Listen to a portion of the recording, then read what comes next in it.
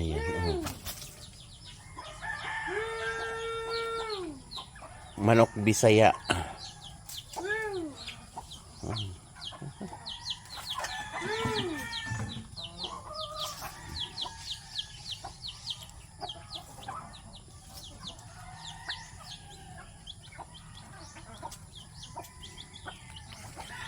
Mauna lang din siya tay. Kadaghan, mauna na kadaghan.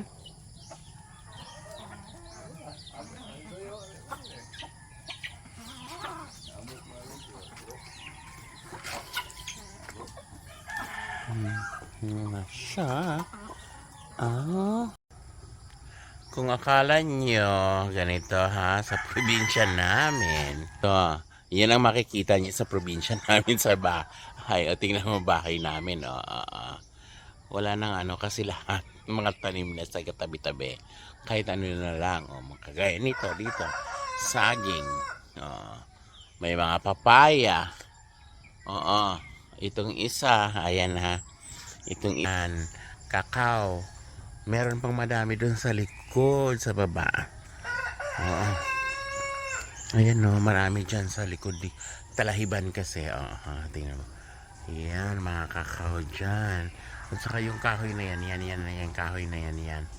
Yan, kahoy na yan, yan. Ang ginagamit nila pampakain ng manok. Kasi dito sa malapit sa bahay, inano nila kasi nga lumaki. So yung mga dahon na yan, kinakat nila, hinahalo sa nyog. Din yung mga papaya dito, di ba ang mahal ng papaya sa ano? Yan, mga papaya. Ayan, yan. Din marami pa doon, pinapakain lang ng manok. Ngayon, ito yun, di ba? Yan, sa mga saging. Ilalim ng saging, mga manok. Yan ang manok na panta. Ayan ba yan? Manok pantare. Ayan o. Ayan. Kahapon nakabihag sila. Kahapon nagtari. Nanalo yung kapatid. Ayan. Ito yung isang klaseng manok. Ang saso. Hi! Hello! Good morning! Ito yung brown egg. Ito yan Halika. Come here. Come! Ayan, tingnan mo. Yan ang saso.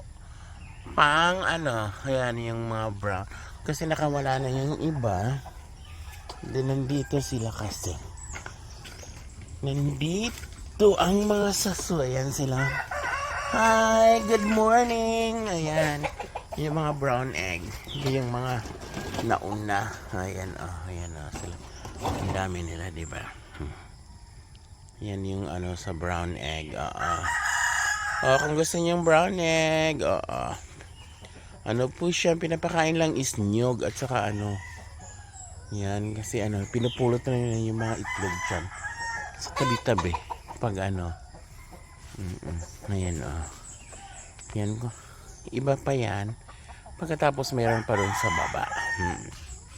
So ang klase ng manok dito sa amin, so ganito, ang klase ng manok sa amin is tatlo. May pansabong, yung may Bisaya, yung native, at saka ito yung sa brown egg. Kaya yun, ganito ang buhay sa Gunjak. Ganito talaga. Tingnan mo lang, nasa ilalim ng mga saging. Ayan, ngayon, papunta po ako sa pangalawang kulungan ng mga manok. Yung medyo maliliit pa kasi nga pinaparami pa yung pang brown egg. So ito yung pangalawa. Ayan, ilan ba nito siya? Hindi pa siya ganun kadami kasi. So ayan, medyo malalaki na rin siya. Ganyan tingnan mo siya. Medyo malalaki na po siya. Ngayon kailangan pang ayusin kasi yung mga So ngayon naman ito, nandito sa ilalim ng mga kakao. Yun ang kakao namin dito. Tingnan mo, maraming kakao. Yung mga bunga. Yung isa maliliit pa ito. Good morning, good morning.